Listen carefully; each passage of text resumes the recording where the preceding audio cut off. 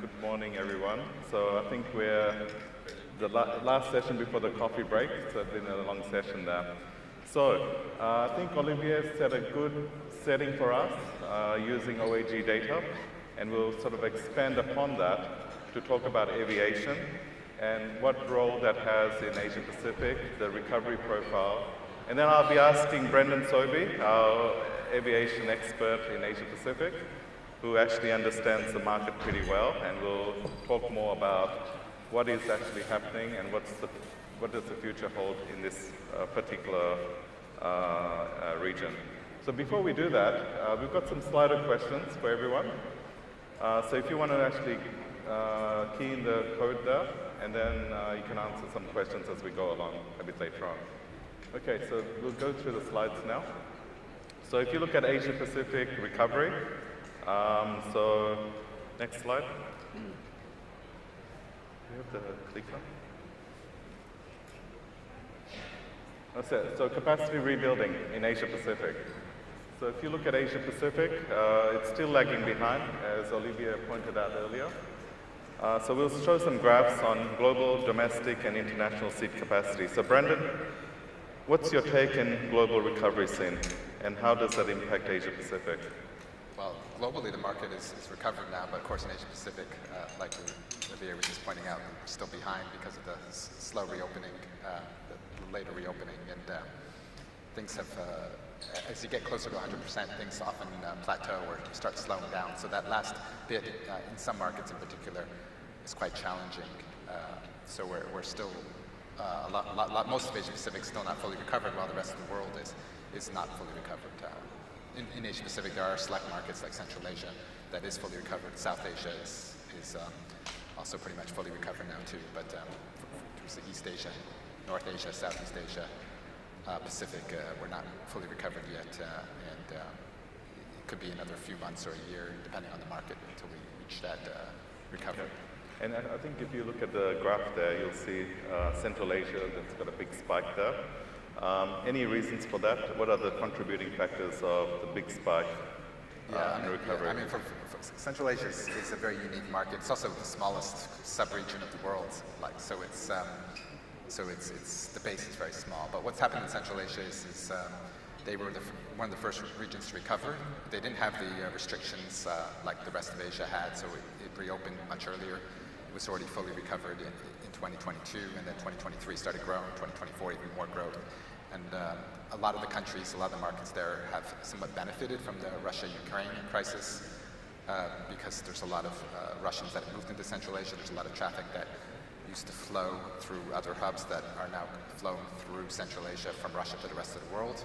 But it's more than just that. There's a lot of economic growth and a lot of inbound growth as well, with countries going to more liberal visa policies, Kazakhstan and Uzbekistan in particular, in terms of inbound growth, and then some of the other markets like Tajikistan and Kyrgyzstan having a lot of Russia, kind of indirect transit growth. So some of these countries are actually the fastest growing in the world. I mean, look at Uzbekistan, it's double, Tajikistan more than double, Kyrgyzstan double as well. So compared to 2019, and these are actually the fastest growing markets in the world. So. Yeah. And then you can see South Asia, which is the gray line, and so that's about 100%. Any contributing factor why the South Asia has recovered faster than, say, Southeast Asia and Northeast Asia? I think Northeast Asia, we know there were restrictions that were much later into the recovery. What about Southeast Asia? Because I think we've heard a lot of stories that Singapore came out one of the earliest to recover and open its borders. Malaysia was about similar time, in Thailand. So what are the contributing factors as to why Southeast Asia is sort of lagging behind the 100%? It hasn't got up to 100% yet. Yeah, so Southeast Asia, I mean, Singapore is pretty close to 100%, but the other markets for international capacity are still a bit behind. And interestingly, domestic is also quite behind in Southeast Asia. In fact, the domestic recovery is less than international recovery in Southeast Asia now, which is quite different than what we've seen in the rest of the world. So Southeast Asia was a unique market pre-COVID. We had a lot of irrational competition, a lot of what I would consider overcapacity in the market, which people forget. Very low airfares, which helped stimulate demand. A lot of low-cost carriers dominating these markets. But some of that was not really sustainable, and what we've seen post-COVID is that these airlines, because with the exception of Singapore Airlines, they did not have really government support. They were having battled a lot of financial issues, a lot of issues in reactivating their fleet. We still have grounded aircraft at airline groups like AirAsia 2 years later. Aircraft that haven't been reactivated since the pandemic still. So it's so that all has an impact. So it's somewhat supply, but also somewhat demand, and just a different equilibrium. We all talk about the imbalance in the market between supply and demand these days. It's narrowed, but it's still relatively significant in most markets in Asia, and that's why you see the high airfares. Well, in Southeast Asia, it's not just the opposite pre-COVID. We had more demand than capacity. So I think a lot of it's a factor of just how unrealistic the market was in 2019, rather than necessarily the market not being able to fully recover now. Okay. So next slide, we'll look at domestic. So domestic is a bit all over the place there, but if you look at Southeast Asia domestic, again, it's below 100%, but if you look at Northeast Asia, which is very different from the international recovery, it's way above 100%. So is that because it was more of a circular economy, that mainland China, a lot of people still pivot to domestic travel? Japan, we've seen outbound has been a bit sluggish at the moment because of the currency depreciation, so people are sort of traveling more domestic. How do you see Southeast Asia rebounding in their domestic capacity and their demand level from here onwards? I don't see it rebounding entirely. The market was particularly oversupplied, like we were just referring to the Southeast Asia domestic story before the slide came up. So North Asia, of course, is driven a lot by China, where China was back, significantly higher than pre-COVID levels, even before international reopened. Of course, the fares and the Chinese airlines are all suffering right now, unlike the airlines in the rest of Asia, which we could talk about later. So the domestic market's up in China, but the actual yield and the demand is not necessarily that strong, and domestic airlines in China are really suffering. Their financial figures recently are not very good in the last quarter. Southeast Asia, the main domestic market in Southeast Asia is Indonesia. Indonesia actually peaked in 2018. They had a contraction in 2019 as they became a bit more rational in terms of pricing and capacity, and it's never come back. And it's without that market coming back fully, then it's hard to have a full domestic recovery. And then even in smaller markets like Malaysia, you have the airlines quite happy to stay at this 80% level. The reason is airfares are much higher now domestically, partly because of higher cost, and it's not really realistic for airlines to be pricing domestic fares at very cheap levels, given the higher cost of everything else. It's just it's unprofitable. So they're intentionally keeping domestic capacity down and focusing more on international. Okay, that's a fair point. And then you've got the Chinese domestic, so a lot of interest in Chinese data. So domestic, you can see there was a bit of a yo-yo, and I think that's probably because you had sharp and sudden lockdowns during COVID period. But if you look at the data itself, domestic is still quite strong. Is that because it's on the back of international aircraft that's actually deployed in domestic China, whilst there's a lot of factors behind the international recovery, such as geopolitics, demand levels. People are still not, outbound has been still pretty weaker for Chinese outbound. How do you see that recalibrating once international rebounds faster? Because some of that aircraft that's on the domestic sector, the wide-body aircraft, they'll be redeployed into international. So do you see domestic capacity coming down and then international going up at the same time? So it's a zero-sum game at the end. No, I don't necessarily see it going down. Of course, it depends on demand, and domestic consumer demand has been showing signs of weakness. So Chinese carriers might want to reduce, but I mean they will have enough capacity to build back international while keeping domestic relatively at the current higher level. A lot of the international flying, there's a lot of back of the clock flying, so the domestic fleet is utilized overnight in terms of narrow bodies. So they just basically pump up the utilization. And with wide body utilization in China is still way down. So there's a lot of room for improving utilization on wide bodies as long haul comes back, and to some extent on narrow bodies as well, as more overnight flying. So it doesn't necessarily have to come down. Are you optimistic on international seat capacity deployment in the next 6 to 12 months?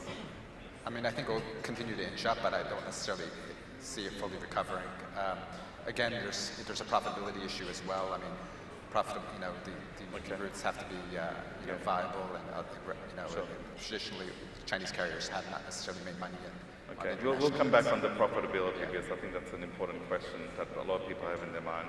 Because we've seen a lot of record profits lately, but what does that pan out? We'll talk more about it later on. Just before we talk about the few other bits and pieces, I had an international, I didn't think it came in this, but talking about hubs, because if you look at a hub traffic flow, you have inbound, outbound, transit. So I think Ford Keys earlier mentioned about Hong Kong, so let's talk about Hong Kong since it's in our neighborhood here. It was said that it's been challenged, but I think the view that we take is that it's recalibrating. Hong Kong was much later into the recovery scene. So when you're much later into recovery, the capacity rebuilding takes time to get to where others have come from the lower base. So I think from our point of view, I think Hong Kong will actually come back quite strongly, and it has. It's about 80% capacity at the moment. Yeah. About that, right? And if you look at the load factors that Cathay Pacific is carrying, is about somewhere about 85% month on month, and it's a very strong transit connector. So in our view, it's recalibrating, and with the investments that Hong Kong is making into its hub status is quite strong in terms of its 3-runway approach. How do you see that from your perspective? I mean, it's kind of too early to fully assess because the later reopening, and they've been following a similar trajectory curve in recovery to, like, say, Singapore or some of the other hubs. But because the reopening, happened so much later, and they only started really, not much over a year ago, while the other markets have been a few years now in the recovery phase. So, in a way, it's kind of too early. But if you look at Singapore, for example, because Singapore is like almost fully recovered now, you're starting to get a picture of how things have shifted from that outbound, inbound transit figure. So it's very important to know, when you're looking at tourism in particular, and in a conference like this, that full recovery of passenger traffic or capacity in a certain market does not mean full recovery of tourism or inbound. Because in Singapore's case, for example, while we're at roughly 100% traffic recovery, capacity is still less slightly less because of higher load factors. The inbound market still has ways to go, with the exception of that 1 week period during Taylor Swift, of course, where inbound was higher, but overall inbound is still 10-15% below. Outbound is strong. Outbound is basically fully recovered, and transit is higher than pre-COVID. They benefited from other hubs, including Hong Kong, being late to the game. So late in reopening, late in putting back their network, late in putting back capacity. So Singapore has had a shift into more transit, and of course some of that might come away as some of the other hubs come back. But we're starting to see things. Once you reach 100%, then you have to assess, well, what does the 100% look like compared to 2019? In Singapore's case, it's actually quite different. In other markets, it will be quite different as well. But until you get closer to that 100%, it's hard to assess because you have, you still don't see the network and the capacity back yet. And I think a lot of people in the room, you might be wondering, we're chasing 100%, but people forget that we've lost 3 to 5% growth every year over the last 5 years. So we should be at about 115%. So that's something to bear in mind, that even though Asia Pacific is lagging behind, we're still scraping the barrel at 100% level. But I think this slide is very important because if you look at the busiest top 10 international airline routes in the world, you got 7 out of 10 that's based in Asia Pacific. So that's quite telling that the region is quite robust.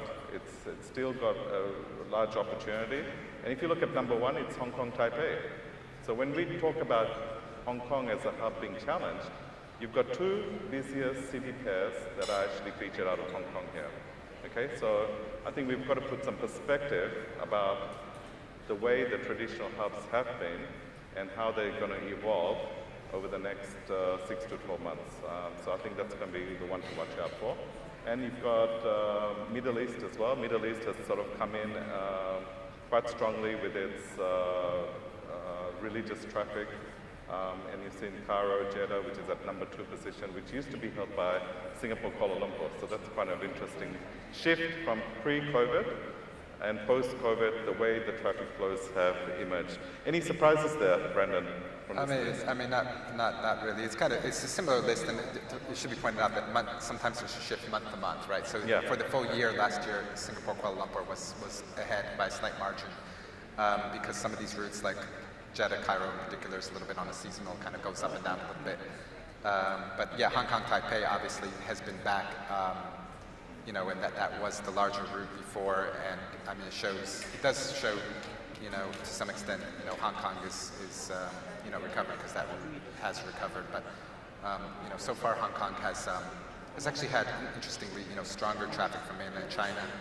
Same with Macau, by the way. So a lot of markets are, particularly in Southeast Asia, China's like the last one to recover. But for Hong Kong and Macau, the Chinese carriers are back in Macau and in Hong Kong at full strength, and the market's doing better than the average market, while the non-China market here in Macau is actually the one that's struggling, as well as somewhat in Hong Kong. And let's look at domestic. So I think most audience would like to know what's domestic top 10. So 9 out of 10 international domestic is actually in Asia Pacific. So that's again quite a telling story that Asia Pacific is quite a large market itself. And it's one to be reckoned with. And the other one is Saudi Arabia, so Jeddah to Riyadh. Again, I think there's no surprises that Seoul, Gimpo to Jeju is number 1. That's been there for last 10, 15 years, I would say. Even during the pandemic, that route was doing very well because there was domestic travel in Korea, but not international. And Korea is an interesting domestic market. It's relatively small, but it's all basically dominated by that one route. But what this shows also, by the way, is Asia has usually dominated the top domestic and international routes, partly just because of the density.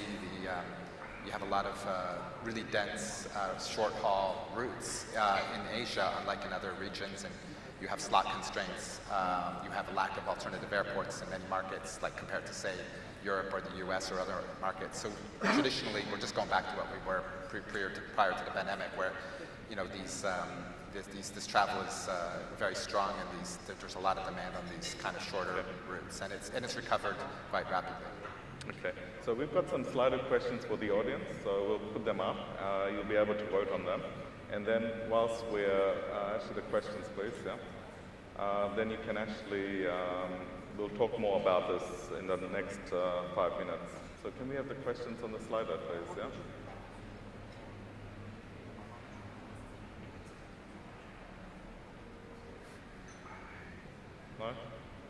Okay, so while they work on that, So there we go. Right. So travel recovery. So how do you feel about this from an audience perspective? Are you optimistic? Are we nearly there? Cautious? Pent-up demand is waning? Or you're being pessimistic? There are dark clouds ahead. So maybe you want to vote on the Slido, and then we'll get the results, and then we'll just quickly talk about it to see where your optimism stands with this particular question itself. So maybe just a few seconds more. Yeah, so once we get the answers, we can roll them up as we go. We only got 10 people in the room doing that. Yeah, so please get some more, see if people are awake, get your phones out, and so 15 now, thank you. Okay, so if you want to reveal the answers, or if you want to give some more time, or we can come back to it. Yeah, so next slide perhaps, next question. Okay, aircraft preference. What sort of aircraft do you like to travel on? So you got 737 MAX. Why not? Right? It's a good consumer behavior question. So Brendan, while they're doing that, what is your preferred aircraft on the list? Well, You must have one. I like You're an AV geek. I like all of them. No, I mean, I do like the 787 despite its current issues, just because of the altitude, the cabin environment is very nice. Yeah. You have a wide body I like smaller wide bodies. I also like the 767, which is on this list because it's one of the more spacious smaller wide body aircraft. You don't get many 767s out there. Well, I flew one the other week. Are you surprised by 737 MAX there? Well, what are the... only one person likes it? Yeah? Oh no, 7%? Is it 7%? 10%? We need to have a chat with this group of people. So it looks like the 350 has actually... yeah, 350. That's probably my personal favorite, right? Yeah, and the 380 does well. I mean, the 380 has always had this halo effect where people actually, even though there's so few, there's not that many of them, there's not that many airlines operating them, people seem to like that super jumbo. This from a spacious perspective. And the product on board is often quite nice on the 380. Can we just go back to the previous question to see what they thought about the recovery? So could we just get some answers to that? Are we optimistic, cautious, or pessimistic? Have you voted on that? No? 0? It's not coming up? Okay. Oh, there you are. 61% is optimistic, so that's pretty good. We're in travel business, right? We have to be optimistic.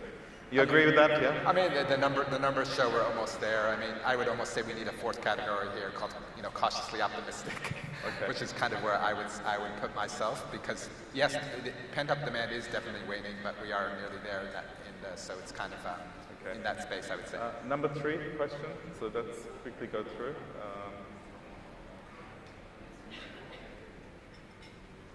So, low-cost carriers. How many of you probably fly low-cost carriers here?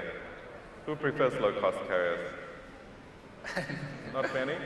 One person. Okay, so what attributes are important when you select low-cost carriers? Is it the punctuality, reputation, price, or schedule?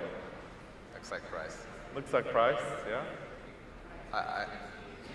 I think it's a mixture of both. Wouldn't you think that? Yeah. Well, I mean, obviously, you're hoping that your flight's on time and is safe. I mean, the regulatory environment just takes care of the safety, hopefully, on-time performance. Okay, I think we can safely say that it's price. So we'll go to the next question. Yeah, this is kind of interesting. Okay, so when traveling long haul, would you consider low-cost carriers? Okay, because that's a big trend. We've recently seen Indigo order 30 A350, right? Oh, we got 23 people. Nobody wants to fly low-cost long haul? Yeah, no? You know something there? Yeah, I mean, obviously, it's people think low cost. They think the low pitch, no frills economy class.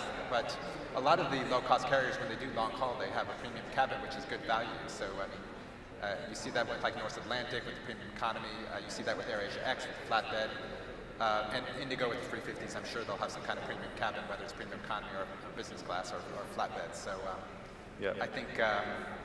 Next question. I think a lot of people are just thinking that kind of economy class, not wanting to do the economy class experience for 8-12 hours on a low-cost carrier, which is I wouldn't want to do myself either. So. Okay, what about this one? When you book for your travel, what do? Do you go online through airline's website, or do you go through a travel agency, or a traditional high street agent where you need to get an advice from a consultant? What's your preferred choice? I usually do go direct to an airline, but I mean, I always search around, and there are occasions. I mean, even recently, where I've been flying some, legacy carriers in Asia, where the OTA was cheaper than the airline. I actually told the airline that because I have relationships with a lot of these airlines. I always feed that back to them, and they half the time are surprised because it's not supposed to happen, but somehow happens anyway. Okay. So you never know. The OTAs can be cheaper than the airline. I think the audience of 43 people that's online, it's a bit of a split between an online channel, because everyone is transacting online, but it's the way you transact, whether it's through the airline's website or is it through Expedia, Booking.com. So, and that's something we'll talk about after the coffee break when we talk about travel tech. And I think there's one more question, so we'll quickly do that, then we'll go for a coffee break. Let's see who was listening to this question when we talked a bit earlier. Okay, so let's answer the question. See who was listening to. Okay, it's only 2 people. Okay, so maybe they'll copy each other now. So, yeah. I think we were giving away prizes. It would be more, get more responses, right? And the last one is, I think people get that. And the last question is a domestic one. So, who's the busiest domestic domestic crowd in the world? Right? That Jeju Gimpo. So, I think, Brendan, so there's a lot of things that we talked about, but I think there's one bit that I'd like to talk about is profitability and airfares, right? So we've seen airlines report record profit. So recently, Singapore Airlines with its record profit in the last 2 years.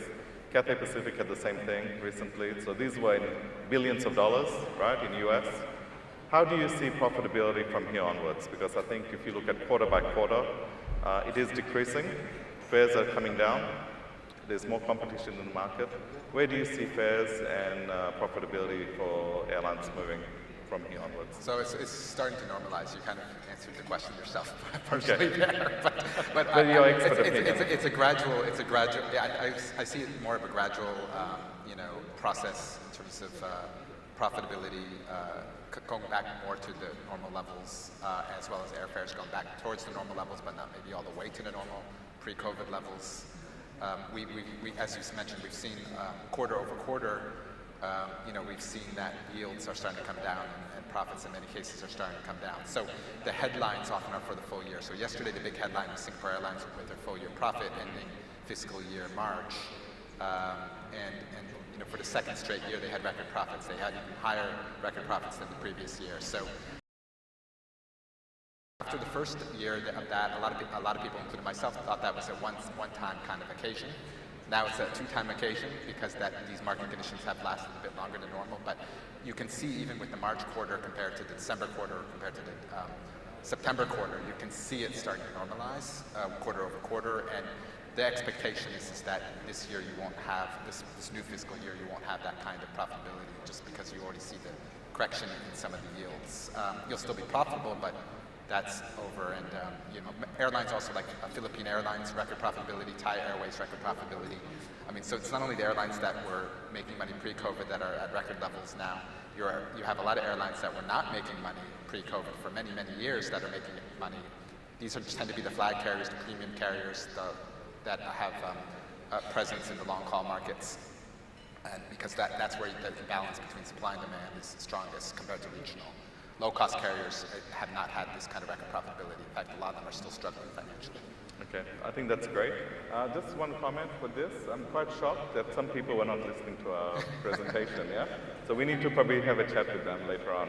But I think we are over time. We won't be in between the coffee break because we've got another session after this. But thank you, Brendan. So Brendan is the Chief Consultant of Sobie Aviation. So we call him an AV geek.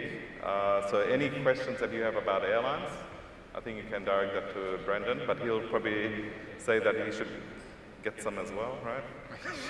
Always. So please round of applause for Brendan Sobie. Thank you, Brendan.